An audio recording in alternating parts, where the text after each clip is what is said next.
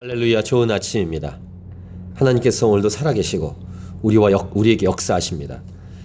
하나님의 말씀 붙들고 하나님과 동행하면서 이 땅을 살아갈 때 우리의 삶은 승리하며 이미 승리했지만 승리하며 주 안에서 하나님의 놀라운 거룩한 열매를 맺어가며 그리고 주께 영광 올려드리는 그런 삶을 살 수 있을 줄 믿습니다. 할렐루야. 오늘은 2015년 9월 5일 토요일입니다. 오늘 우리에게 주시는 말씀은 빌립보서 2장 12절부터 18절 말씀. 나를 보는 사람이 없어도 하나님이 보시기에. 오늘 계속되는 이 말씀 이렇게 시작합니다. 그러므로 나의 사랑하는 자들아, 너희가 나 있을 때뿐 아니라 더욱 지금 나 없을 때에도 항상 복종하여 두렵고 떨림으로 너희 구원을 이루라. 이 본문, 지금 읽은 본문은 이 구원에 관한 좀 논란거리가 될 수 있는 말씀이기도 합니다. 무슨 말이냐면은 너희 구원을 이루라 라는 말 때문에 이 구원이 취소될 수 있다라는 가능성을 갖고 있다 라고 말하는 사람들도 있죠.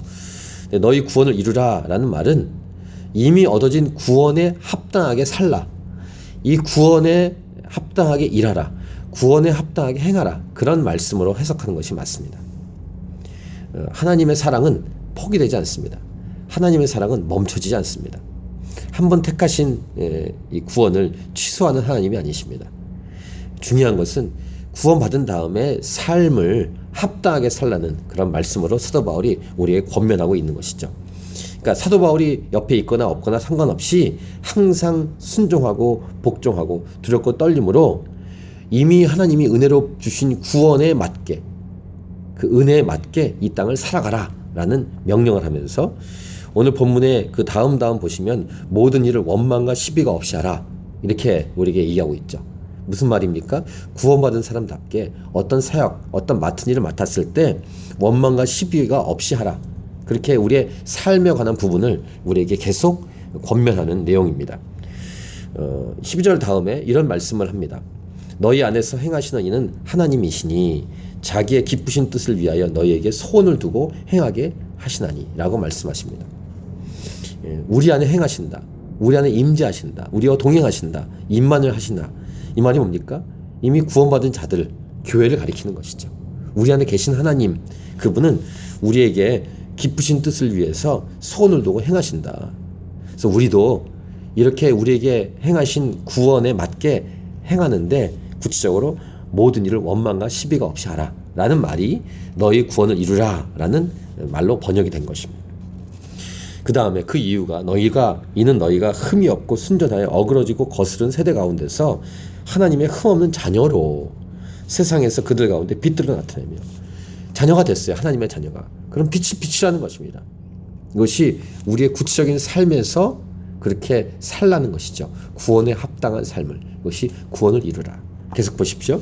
생명의 말씀을 밝혀 나의 다름질이 헛되지 아니하고 수고도 헛되지 아니하므로 그리스도의 날에 내가 자랑할 것이 있게 하려 함이라. 사도 바울이 복음을 증거해서 세워진 교회들이 많습니다. 빌립보 교회도 그런 교회입니다. 근데 그 교회가 하나님께서 사도 바울을 통해서 그렇게 수고하게 했는데 그 수고한 것에 합당하게 교회가 성장하고 아름답게 자라가서 그리스도의 날에 자랑할 것이 있도록 그렇게 교회가 계속 삶의 말씀을 밝히면서 그렇게 성장하고 자라갈 것을 권면하는 말씀입니다. 그러니까 그만큼 사도 바울이 빌립보 교회를 사랑한다는 것이죠. 애착이 있다는 것입니다. 그 애착과 사랑을 그 다음 본문에서 아주 강력한 이 사도 바울의 정말 이 고백을 한다는 것은 앞에서도 사도 바울이 여러 말씀을 통해서 줬지만 목숨을 다 내어놓기까지 순교의 각오까지 그렇게 헌신했고 앞으로도 헌신하겠다는 고백입니다. 그렇게 사랑한다는 것입니다. 보십시오. 만일 너희 믿음의 제물과 섬김 위에 내가 나를 전제로 드릴지라도 나는 기뻐하고 너희 무리와 함께 기뻐하리. 무슨 말입니까? 이렇게 제사 드릴 때 이렇게 포도주를 붓는 그런 제사가 있죠.